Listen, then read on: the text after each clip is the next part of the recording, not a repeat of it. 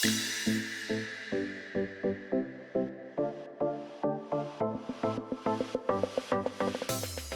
I'm Russell Griffin, ACE, and I've been nominated twice in the same category, one for How I Met Your Father and one for the Upshaws.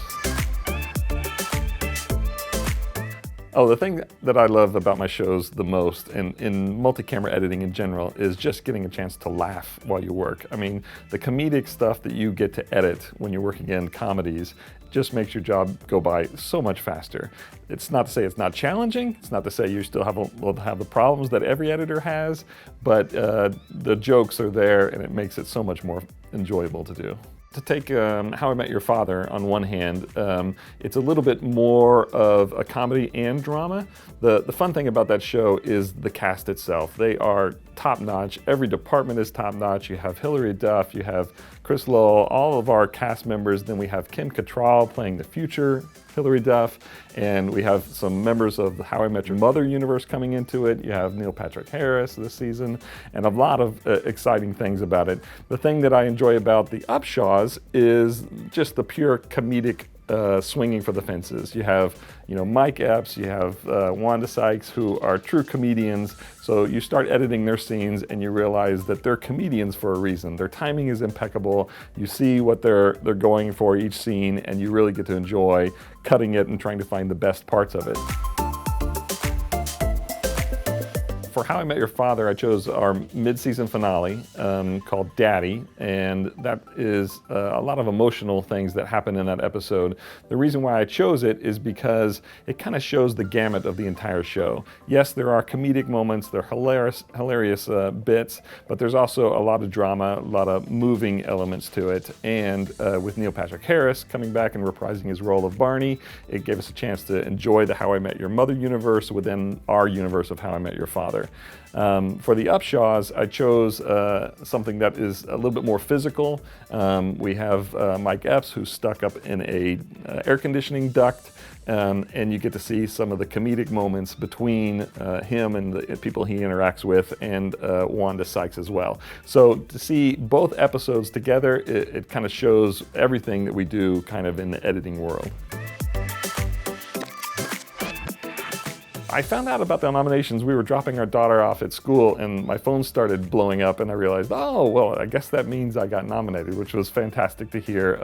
Then when I was finally able to look at my phone and I realized it was 2 nominations in the same category, I was blown away. And I've since been told that it's never been done before in this particular category with 2 different shows, which is very special, and I'm quite honored to be the person to have done it. But I'm mostly very excited about the nominations because, knowing all of these editors, knowing them and talking to all of them and seeing how they are at their careers and what they do, I'm very honored to be a part of that and very honored to be nominated by them and amongst them, and it's quite special, quite a crowning achievement so far.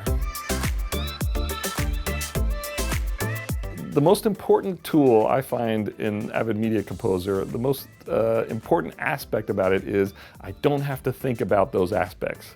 Like, it's so rock solid that the tools get out of the way and you can just edit.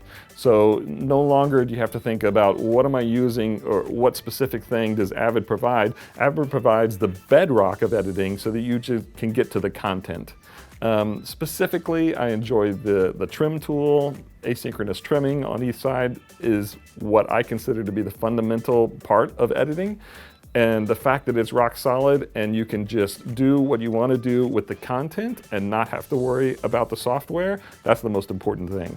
Yes, we have Fluid Morph, we have all the different tools, we have split screens, we can do things that are exciting and help you out, but the core element of Media Composer really is just getting out of the way and letting editors edit.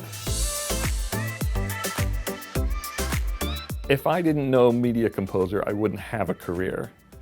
I think that knowing Media Composer from graduate film school and learning the profession in Avid has created the career for me. If I knew other nonlinear editors, I might be still a good editor, but I wouldn't have a career. Almost all of the industry works on Avid, and you have to know Avid if you want to have a career. So knowing it, learning it, becoming proficient at it is crucial if you want to be a professional editor. Editing is a fantastic career. I encourage anybody interested in filmmaking to become an editor. Even if you don't think you want to be an editor, learn editing. There's a reason why they say editors make the best directors. And it's because if you understand the fundamentals of editing, you understand the fundamentals of storytelling and the fundamentals of filmmaking. So if you want to be a filmmaker, if you want to be in the industry, learn how to edit. Now, if you want to stay and become a professional editor, it's a fantastic job. It is one of the reasons why I enjoy it so much is because it's a nexus of everything in the production. Everything that everybody has done on the production comes through you. You get to see cinematography, production design, everything that they do. You are the one who chooses what becomes the final product. And you work closely with the directors, you work closely with the writers. In television, we work with the showrunners, and you work to collaborate everybody's work, and then you get to put out the final product. So it's incredibly rewarding, it's incredibly dynamic, and it's just fun to be able to cause emotions in your audience members and the viewers, whether you're making comedies and making them laugh or you're making suspense. It's just really, really enjoyable. I highly recommend it to anybody.